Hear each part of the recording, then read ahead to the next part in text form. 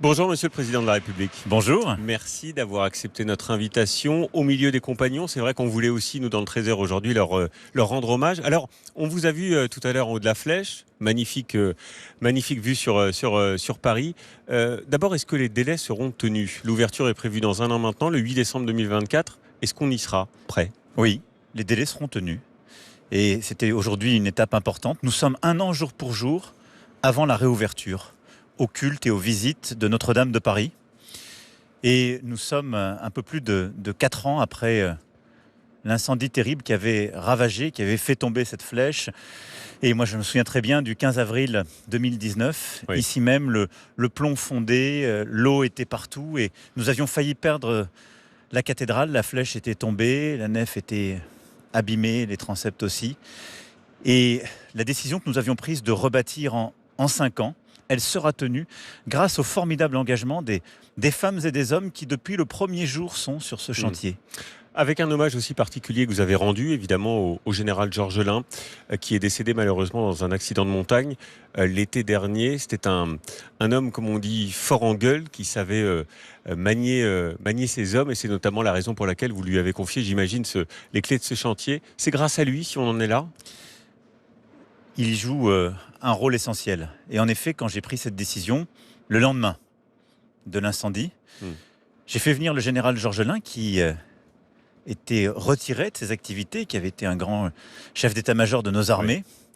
Et il a accepté ce défi, qui paraissait un peu fou à l'époque. Et avec un engagement sans faille, une détermination absolue, le tempérament et l'expérience qui étaient les siennes, il a mené ce chantier.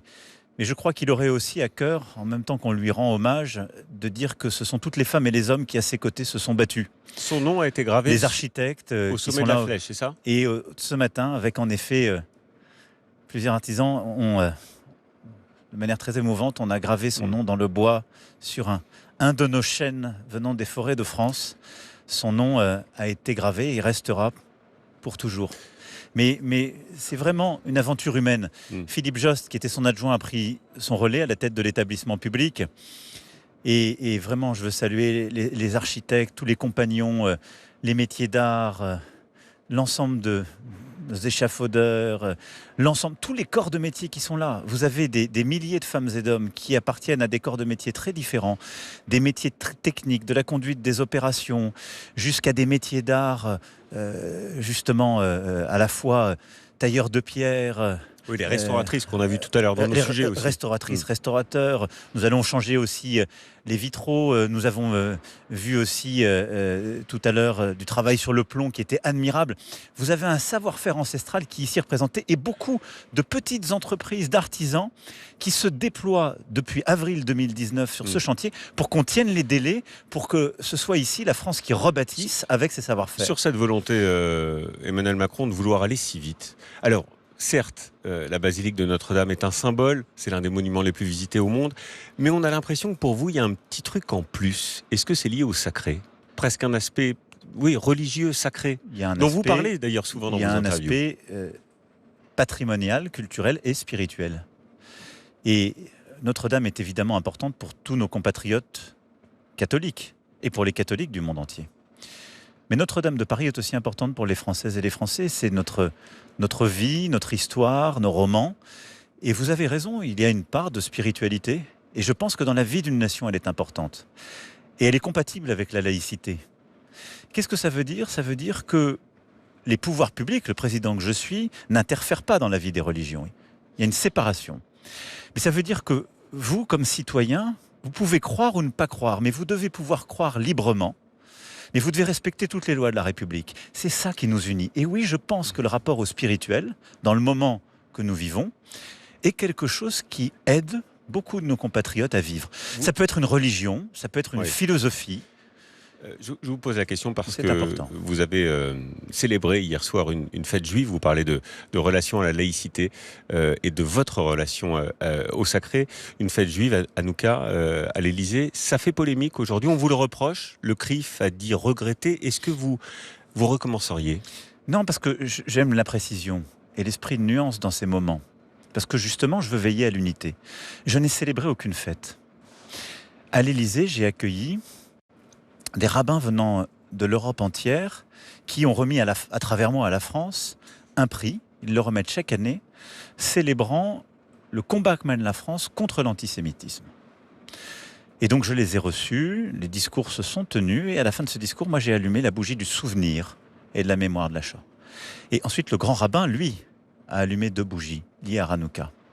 Le président de la République ne célèbre aucune fête religieuse. Je ne l'ai pas plus fait hier que je ne le ferai demain. Et donc, j'ai reçu ce prix, et je l'ai fait d'ailleurs en présence des autres cultes qui sont présents dans notre pays, dans cet esprit d'unité. Et je pense que c'est comme ça que ça doit fonctionner, précisément parce que la laïcité, ça n'est pas l'effacement des religions. C'est leur possibilité de cohabiter de manière bienveillante, et c'est le fait que le président de la République, lui, ne participe pas. Vous me voyez parfois à des cérémonies religieuses, je ne participe jamais. C'est que cette fois, c'était à l'intérieur du palais de l'Élysée. Oui, mais j'entends beaucoup de polémiques. Mais vous savez, je pense que dans ce moment, il faut savoir raison. J'ai entendu aussi des polémiques. À l'inverse, d'autres m'ont dit vous auriez dû aller à la marche. On explique chaque jour au président ce qu'il devrait faire. J'essaie de tenir un chemin qui est le chemin de l'unité et de la bienveillance.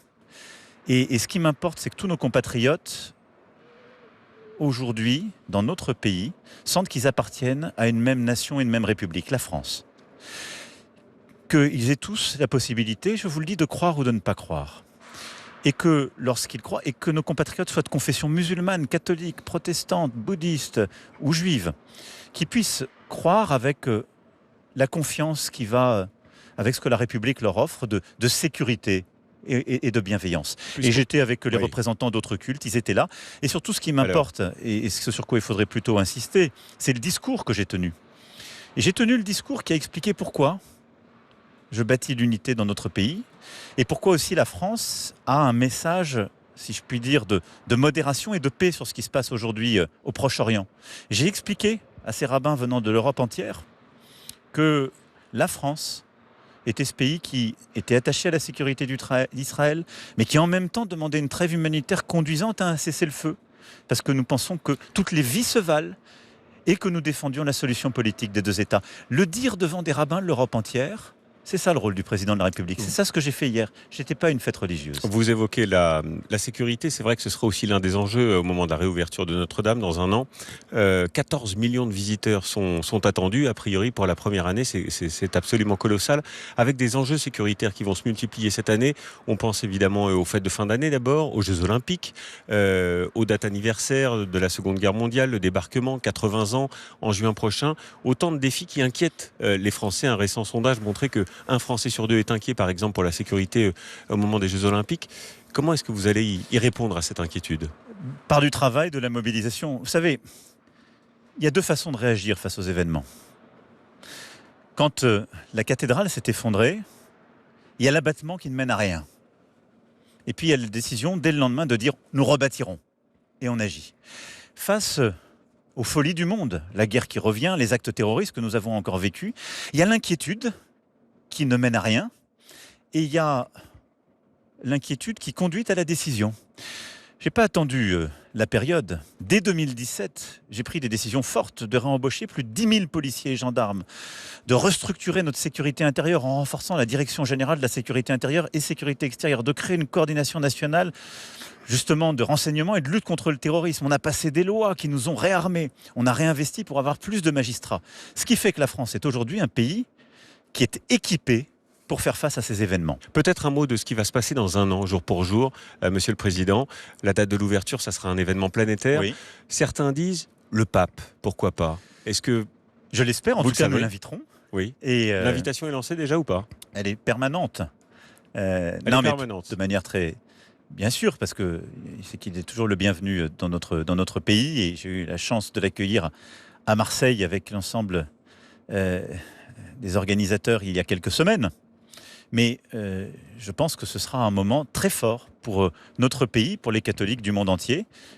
Je serai présent aux côtés de Monseigneur Ulrich et de l'ensemble justement des évêques et de la communauté catholique qui aura préparé tout cela. Et avec, je le sais aussi, tous les compagnons et les femmes et les hommes qui ont permis ce chantier de 5 ans. Et bien sûr, l'invitation sera lancée, mais il ne m'appartient pas de répondre en son nom. Bon, on se donne rendez-vous dans un an. Merci, Monsieur le Président. On leur a posé la question tout à l'heure, vous allez voir la réponse. Est-ce que vous serez prêt dans un an ?